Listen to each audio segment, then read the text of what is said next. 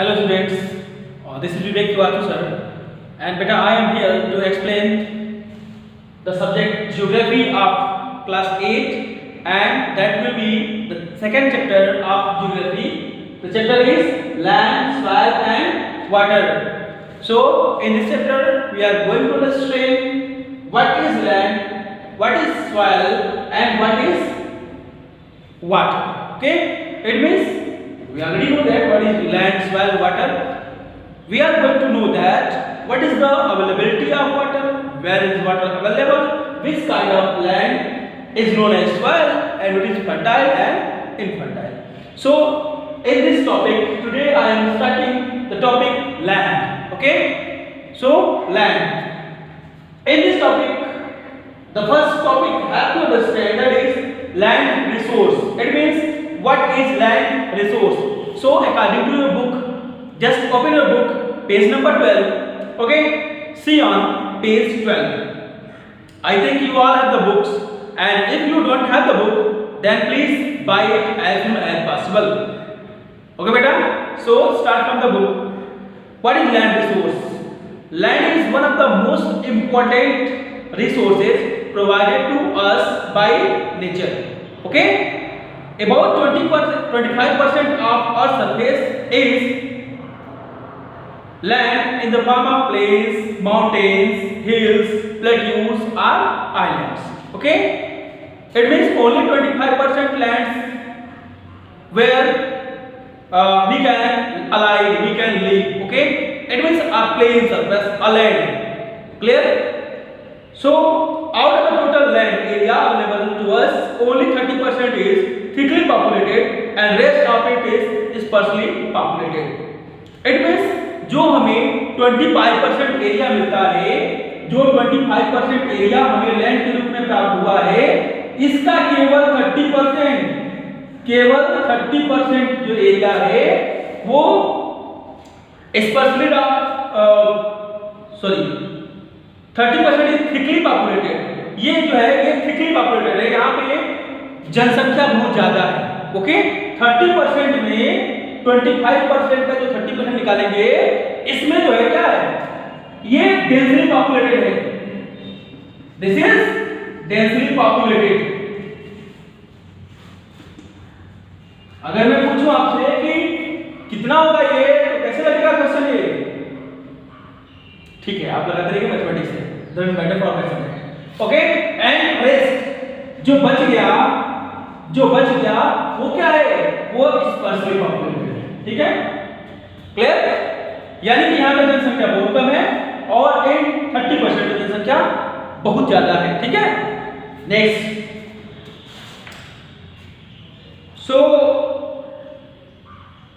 population has no especially R has no population, and this is depends on the conditions like climate. इनमें वहाँ की जलवायु कैसी है.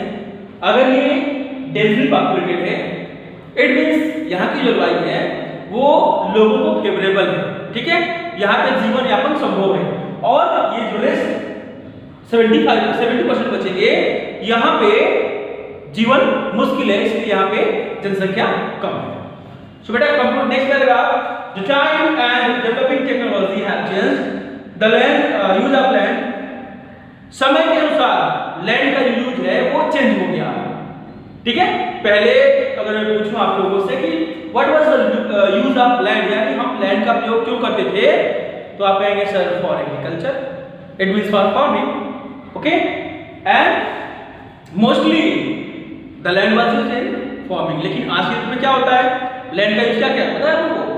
लैंड से आप लोग जितने भी इंडस्ट्रीज हैं, ठीक है, जो इंडस्ट्रीज हैं, बड़ी बड़ी फैक्ट्रीज हैं, ये इंडस्ट्री या ये फैक्ट्री जो है ये कहाँ लगती है?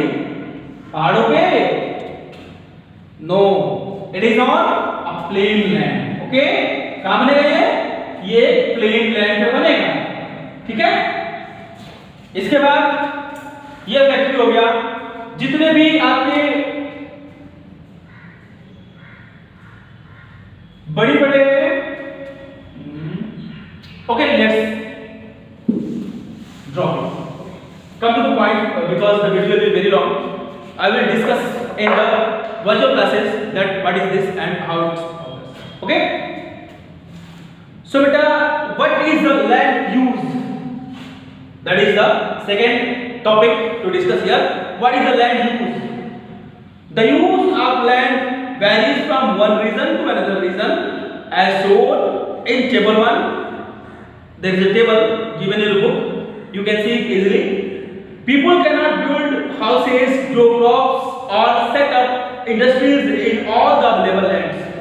जितनी जमीन मिल रही है सारी जगहों पे आप इंडस्ट्रीज नहीं बना सकते, आप खेती नहीं कर सकते, ठीक है?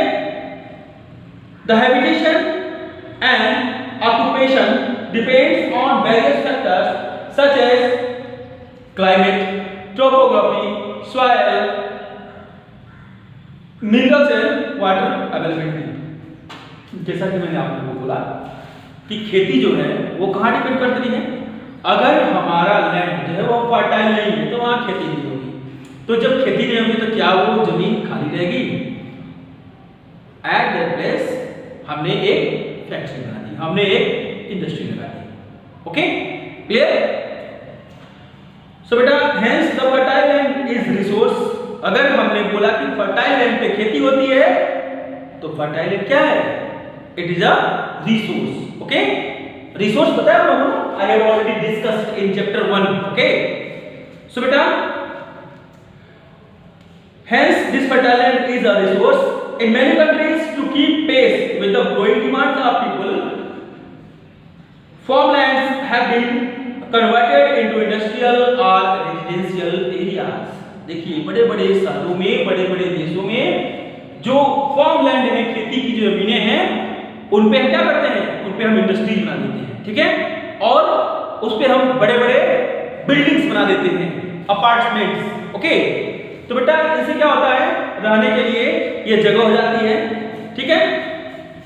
All people cannot change the land use of a country as the land is classified based on ownership. सभी जो लोग हैं वो लैंड के यूज को यानी उसके प्रयोग को चेंज नहीं कर सकते क्योंकि ये ओनरशिप के ऊपर डिपेंड करता है, यानी मालिकाना हक होता है, ठीक है? मालिकाना हक, जिसकी जमीन है वो अपने हिसाब से उसको मॉडिफाई कर सकता है। क्लियर? सो बेटा, come to next point. The next point is here land ownership. जैसे मैंने बोला मालिकाना हक, ठीक है? तो आप देखेंगे what is land ownership. So बेटा, community land is used by the whole community for common process, common purpose and an individual can not change its use for personal gains. देखिए, कम्युनिटी लैंड आप लोगों ने सुना है, जैसे बेटा कोई एक जगह होती है जहां पे पूरी कम्युनिटी उस जगह को शेयर करती है। एग्जांपल देखिए, पार्क, ठीक है? एक पार्क है तो मोहल्ले में किसी के यहाँ शादी होगी तो उस पार्क में टेंट लग जाता है। क्लियर है? पार्क में खेलने के लिए सबके घर के बच्चे जाएंगे, वो किसी के घर की पर्सनल जमीन नहीं है। ग्रामीण क्षेत्रों में अगर आप बात करते हैं तो पंचायत भवन, ठीक है, कोई भी सार्वजनिक काम होता है तो पंचायत भवन के माध्यम से वहां लोग कर लेते हैं। कोई बड़ा मंदिर, कोई प्राइमरी प्राथमिक स्कूल, वहां पे जो है कोई भी सार्वजनिक काम हो जाया करता है, किसी स्कूल का ग्राउंड, ठीक है? इतना clear? So come to the point. For example, forests are community-owned land resources which is taken care by some responsible people of the community. देखिए, जो फॉरेस्ट वो कम्युनिटी के द्वारा जो है ओन किया गया है, यानी जंगल जो है वो किसी कम्युनिटी के द्वारा ओन किया जाता है, वो किसी एक व्यक्ति का नहीं है, पूरी कम्युनिटी का है, ठीक है? और an individual can take care or use the land that is owned by him. और जो इंडिविजुअल होता है, जैसे आपका घर है, आपका खेत है, तो उस खेत में आपको कौन से क्रॉप की खेती करनी है, गेहूं लगाना है, चावल लगाना है, वो आपके ऊपर डिपेंड करता है, उसमें कोई इंटरफेयर नहीं कर सकता। That is known as individual. Clear?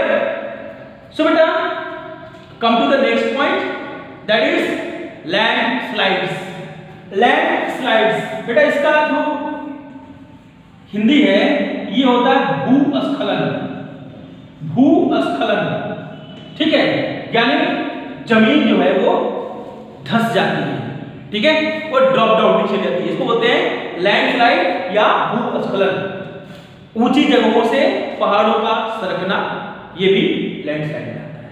सो बेटा come to the point, landslides are one of the destructive actions that take places in mountains regions. मैंने बोला पहाड़ सरकते हैं, सकते हैं, तो पहाड़ी क्षेत्रों में लैंडस्लाइड जो है वो अधिकतम देखा जाता है। They often occur in concurrence with volcanoes, यानी कि अगर ज्वालामुखी है, ज्वालामुखी के विस्फोट से वो सकते हैं, ठीक है, या अर्थक्वेक, या जो है अर्थक्वेक मींस भूकंप, जमीन का हिलना, ठीक है, और हैवी रेनफॉल या बहुत ज्यादा मात्रा में बारिश हो गई तो लैंडस्लाइड हो जाएगा। Clear? They also bring material and human loss और लार्ज स्केल। अब इससे क्या होता है, तीनों चीजें जो होती हैं, चाहे ज्वालामुखी विस्फोट हो या जमीन का खिसकना हो या आपका अर्थक्वेक हो, ठीक है, इन सभी चीजों में जान और माल का खतरा होता है। माल मींस मटेरियल, ओके, एंड जान इट इज आवर लाइफ। इसमें जान माल का खतरा बहुत ज्यादा होता है। सो बेटा come to next point, that is land degradation, ठीक है, land degradation. Due to growing population the land for housing and other purpose is reducing. As we all know population रोज बढ़ रही है, बढ़ रही है ना, तो पॉपुलेशन बढ़ रही है, तो अगर मान लीजिए कि आपके पास अभी आपके परिवार में कितने लोग हैं, सपोज करो आपकी शादी होती है, तो अगर एक व्यक्ति से 2 बच्चे भी होते हैं, इट मींस आपके घर में 2 पार्ट हो गए। क्लियर? ये से नो, ठीक है। तो अब इससे क्या होता है, जमीन की कमी हो गई, जमीन कम होने के बाद हम भागते हैं उस जगह पे जहां पे हम खेती करते हैं, ठीक है, तो खेत वाले जगह में हमने क्या किया, घर बना दिया। This is known as land degradation. वो हमारा खेती का जगह था, लेकिन क्योंकि हमारे पास रहने के लिए जगह ही नहीं है, तो हमने उस जगह को रहने के लिए इस्तेमाल किया। That's okay. So next,